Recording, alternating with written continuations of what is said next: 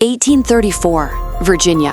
On a warm spring morning, a local farmer returning home from the market heard strange noises coming from the nearby woods, muffled children's voices mixed with the grating sound of metal.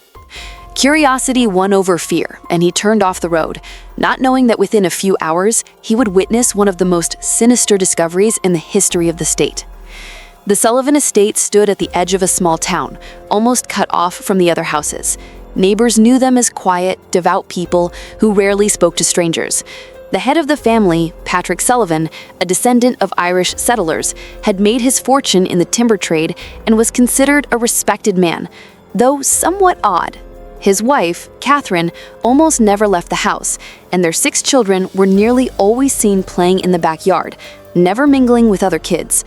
The farmer, whose name was Elias Crawford, walked along the Sullivan's fence and noticed the barn doors standing open.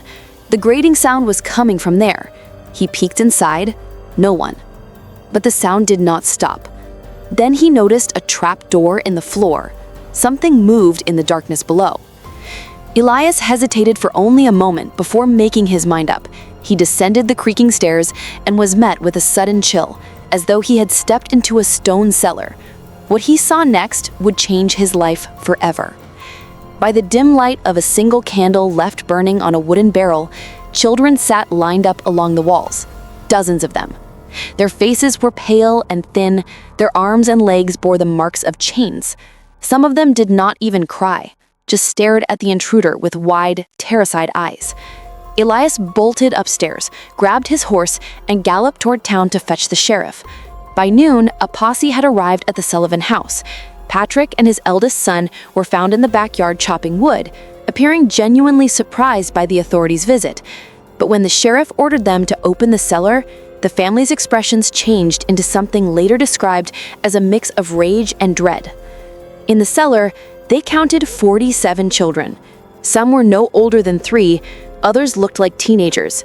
Most were gaunt, with scars on their wrists and ankles. Some had to be carried out because they were too weak to stand. Rumors spread like wildfire. The entire town gathered at the estate to see the ghastly discovery. The Sullivans were arrested and taken to jail, but no one could understand who those children were, where they had come from, or why they had been kept in chains. The investigation began the very next day. Patrick Sullivan refused to speak, while his wife Catherine fell into hysterics, screaming that they were saving the children. This strange statement only fueled public fascination. Witnesses confirmed that children had indeed been vanishing in the county over the last 2 years. At first, it was rare, cases blamed on accidents or wild animals. Attacks, but since last autumn, the disappearances had become frequent. Parents began fearing to let their children out even during the day. Now all suspicion fell upon the Sullivan family, but what had driven them? During the search of the house, investigators discovered Patrick's strange journals, neatly written texts in an old-fashioned Irish dialect. When a translator finally deciphered a portion of the writings, everyone's blood ran cold. Sullivan claimed that a holy messenger had appeared to him, commanding him to gather the innocent so that they might be spared from the great cleansing. The investigators were shaken, but this was only the beginning. In the cellar, besides the children, they found mysterious symbols carved into the stone walls. None of the locals could read them. Some priests claimed they were ancient Celtic runes. Others insisted they were satanic marks. The story of the Sullivan family quickly spread beyond Virginia. Newspapers wrote about a child-snatching cult, about an underground altar, about the curse of the Irish witches. The more the investigation unfolded, the more questions arose. Why were the children still alive after being kept there for so long? Who had been caring for them? And most importantly, why? Within a week of the Sullivan arrest, the quiet little town had turned into the center of attention for all of Virginia. Authorities sent additional guards to contain the throngs of onlookers and journalists arriving from every corner of the state. The Sullivan house was sealed off, and the children were temporarily placed in the local church. The priests' testimonies were disturbing. Some of the children did not speak at all. Others whispered in a strange tongue that no one could understand. A few of the youngest repeated the same word, Brannock. The witnesses carefully wrote it down, deciding it must be a name or some kind of incantation. Sheriff Williams insisted on interrogating every member of the family. Patrick, a tall man with a thick beard, sat in his jail cell with no visible emotion. When asked why dozens of strange children were in his cellar, he simply replied, We were preparing them for what is to come. Then silence. No pleas for mercy, no justifications. Jonathan, the eldest son, was less restrained. He was only 16, and under pressure from questioning, he confessed that his father had indeed ordered them to gather the children, assuring the family it was God's will. They believed that soon there would be a great trial, when the world would perish in fire and only the chosen innocents would be spared. But the mystery only deepened. Investigators from Richmond, who arrived specifically for the case, began studying Patrick's journals. It became clear that he was not just a solitary fanatic. The writings hinted at an entire network of people who had allegedly helped him collect. The journals mentioned names of other towns, as well as secret meetings held in the woods. Meanwhile, a hidden room was discovered behind the kitchen wall in the Sullivan home. Inside was an old chest filled with costumes, dolls, and charms. On the lid of the chest was the same symbol that had been carved into the cellar walls, a circle with crossed lines, reminiscent of a sun. Some townsfolk began whispering that Sullivan was not mad, but connected to an ancient cult, perhaps one brought from the old world. The elderly recalled legends that in Ireland there were secret societies that worshipped the spirits of the forest and the sun, offering sacrifices to hold back the darkness. At the same time, the condition of the children raised more questions. Dr. Clark, who examined them, insisted that despite the marks of chains, most were surprisingly healthy, their skin clean, their hair well cared for. How could a family of 8 feed and care for nearly 50 children without anyone noticing? Someone was helping them, the doctor declared at a town meeting. Someone brought food, clothing, water. Rumors of other Sullivans spread through the streets. People began suspecting neighbors, and one night, a mob nearly burned down the Grayson family's home after someone accused them of complicity. On the 5th night after the arrest, something strange happened. The guard on duty at the jail reported hearing singing coming from Patrick's cell, a low, resonant chant like a church choir. When he entered to check, the prisoner was sitting in the corner, staring straight at him, whispering, "They will come for them tonight." The next morning, in the church where the children were being kept, strange tracks were discovered on the floor, as if left by hooves or barefoot creatures, but not human. Several children were missing. The tracks led towards the forest, but ended abruptly at an old well. The sheriff ordered the guard doubled, but the fear among the townspeople only grew. The case was no longer seen as a mere crime. People began to believe it was tied to something supernatural. After the children vanished, the town boiled with terror. The church bells tolled through the night as people knelt, praying and begging God to lift the Sullivan curse. The sheriff ordered the woods near the estate to be searched. All they found were a few scraps of children's clothing and strange wooden figurines placed in a circle on the ground. Dr. Clark, who had examined the children, was convinced this was no ordinary abduction. He claimed that someone, perhaps from among the townsfolk, had helped the children disappear. His reasoning was that the children in the cellar knew the names of certain locals. That very day, Pastor Edgar Rowan arrived in town, known as a witch hunter. He had served in Salem and participated in several high-profile cases involving dark magic. His arrival stirred strong emotions. Some rejoiced, hoping the evil would now be cast out, while others feared true witch hunts were about to begin. The pastor first visited the Sullivan house and descended into the cellar. He studied the symbols on the walls and declared that they were not merely Celtic runes, but marks used in rites of summoning light. Patrick Sullivan believed himself to be the keeper of the gate. He believed the world was about to be cleansed by fire, and these children were the seed of a new generation. His words shocked the crowd. Some began to think that Sullivan might indeed have acted out of some twisted sense of salvation. Others shouted that he was a madman and a murderer.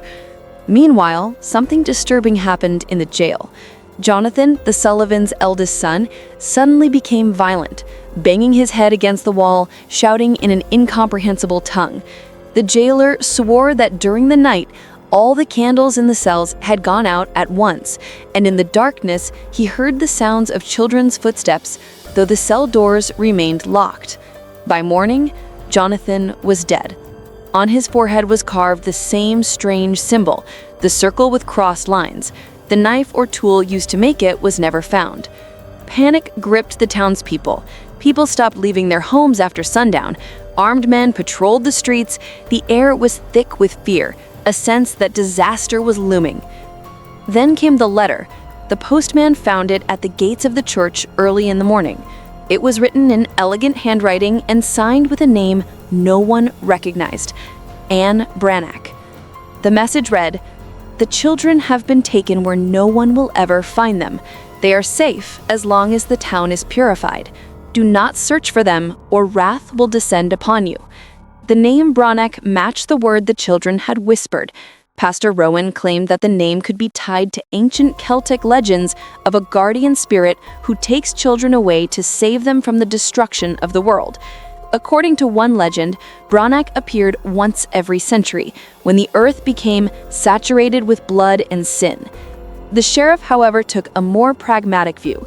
He suggested that there was a community of Sullivan's supporters who had abducted the children to carry on his work. He organized a search party and ordered the old well, where the tracks had ended, to be investigated. When workers descended inside, they discovered a narrow underground passage leading to a network of caves.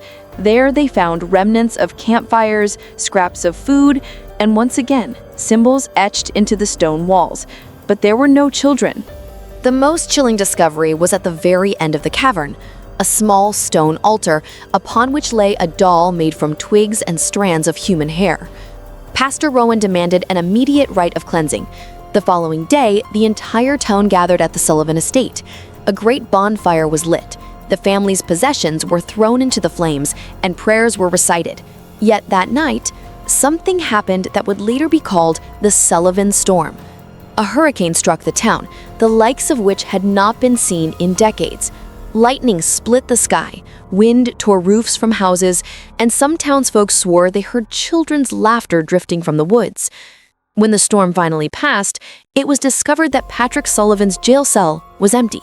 The locks had not been broken, the doors remained closed. He had vanished as if into thin air. Only damp footprints of bare feet remained on the floor, leading to the stone wall and ending there. The disappearance of Patrick Sullivan shook the town even more than the discovery of the children. Guards swore he could not have escaped. No one had passed them unnoticed. Pastor Rowan was convinced that Patrick had been taken by the very forces he worshipped. He declared it a sign. The cult's mission was not finished.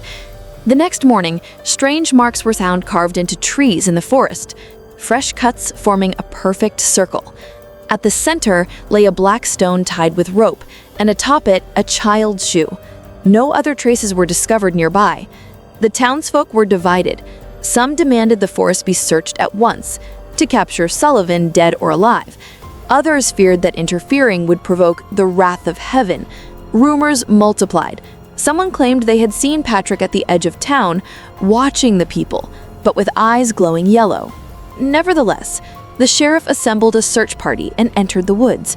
On the third day, they stumbled upon an old cabin no one recalled having seen before. Inside, they found animal bones, charred candles, and scraps of children's clothing. Once again, symbols covered the walls, but these were drawn in red paint, still fresh. In the corner of the hut lay a bundle containing a note, written in Patrick's hand. "You do not understand. They must remain together or all will be lost. When the moon turns red, it will be finished." The phrase horrified Pastor Rowan. In 2 days' time, a full moon was expected, and astronomers had predicted a lunar eclipse that would turn it crimson. On the night before the eclipse, the town did not sleep. People locked their doors and prepared their weapons, but fear weighed heavier than steel. The wind howled, dogs bayed, and from somewhere deep in the forest came the sound of children's voices singing a strange rhythmic melody. When the moon rose above the horizon, the event began that would later be remembered as the Blood Night. The townsfolk heard footsteps on the cobblestones, as though many bare feet were marching toward the church. Those brave enough to peek through their windows swore they saw the children, the same ones from the cellar, walking in a line, their faces unnaturally calm. At the front was Patrick, holding a torch. The sheriff and his men rushed out to confront the procession, but when they approached, there was nothing, only the smell of smoke and the ground covered with fresh footprints. That same night, the church bell began tolling by itself. When the pastor and the sheriff entered, they found on the altar a twig doll, like the one discovered in the cave, and beside it a small wooden plaque with the words, "They will wait here until all is over." By morning, fresh signs of habitation were discovered in the Sullivan cellar. New blankets, bowls of water, but no children. The pastor declared that they had gone where they were commanded, and that searching was pointless. But the sheriff would not relent. He assembled a small party and ventured deeper into the forest, where the cave system began. They traveled all night until they stumbled upon an underground hall none had seen before. The chamber was vast, its ceiling vanishing into darkness. In the center stood a stone circle, around which dozens of candles flickered. The children sat upon the rocks, silent, watching the intruders. They did not cry or shout, only stared. Patrick stood beside them, his face almost serene. He said, "You should not have come. Tonight marks the end of the old world." At that moment, the earth trembled and the cave's ceiling began to collapse. The sheriff ordered a retreat. They managed to rescue only a handful of children. The rest remained inside. When the party emerged into the open air, the cave had caved in completely, sealing the hall forever. Patrick was not among those saved. After the cave-in, the town sank into a heavy, oppressive silence. It seemed as though the forest, usually alive with rustling leaves and birdsong, had gone dead. Birds no longer sang, dogs no longer barked, people barely left their houses. Everyone was waiting, as if the collapse had been only the beginning. The rescued children, just 12 of them, were placed in the parish priest's house. They offered no resistance, but neither did they speak with anyone. They sat quietly, staring at a single point on the wall. At times they whispered the same words they had spoken before, but now their voices came in perfect unison, like a chant. Dr. Clark tried to examine them, but he insisted that the children seemed to be not entirely here. Their pulses were strangely slow, their pupils unnaturally dilated, and their body temperatures lower than normal. A few days after the cave-in, new events began. At night, bonfires would appear, burning in the very spots where symbols had previously been found. When the townspeople visited the places in the morning, they discovered footprints, small and barefoot, leading into the woods. Though exhausted and fearful, Sheriff Williams decided to revisit the cave site. Pastor Rowan accompanied him. When they reached the blocked entrance, the wind suddenly fell still, and an odd smell filled the air, a mix of smoke and something sickly sweet, like rotting herbs. Then, from somewhere beneath the earth, came a sound, faint at first, then clearer, the unmistakable sound of children's laughter. And then Patrick's voice, clear and loud. "We have not left. We are waiting." The sheriff turned pale. The pastor dropped to his knees and began to pray. That night, one of the 12 children vanished. The doors of the parsonage had been locked, the windows shuttered. All that was found by his bed was a tiny figurine made of twigs. Each night afterward, another child disappeared. By the 6th night, the pastor proposed a town-wide cleansing ritual. The townsfolk gathered in the square, built a huge fire, and prayed until sunrise. But when dawn came, they found words carved into the church door. "You cannot keep them. They are ours." By then, only 3 children remained. They were placed in a carriage to be taken to another town, but the wagon never arrived. It was found overturned on a forest road, with no trace of the children. After this, the sheriff forbade any further searches. He said grimly, "If they wish to leave, let them leave." Years passed. The Sullivan house stood empty until it mysteriously burned down one night, though no flames were ever seen. The place where the cave had been eventually became overgrown with thick brambles, and people avoided it. But the rumors did not fade. Travelers told of hearing children's songs in the forest during the full moon. Others swore they had seen a man with a torch leading a line of children deeper among the trees. A decade after the events, the aging Pastor Rowan recorded in his journal before his death, "It was not evil, it was selection. They went where there is no sin, but one day they will return, and then the world will truly be cleansed." Those writings were not found until many years later. Some modern researchers claim that what happened in Virginia in 1834 was a case of mass hysteria, born of superstition and fear. But the archives still contain reports about the 47 children and the collapsed cave. And the locals still warn visitors, never walk through the forest on the night of a blood moon. For if you listen closely, they say, you can hear the whisper of children. And then, as the elders warn, they may call you to join them.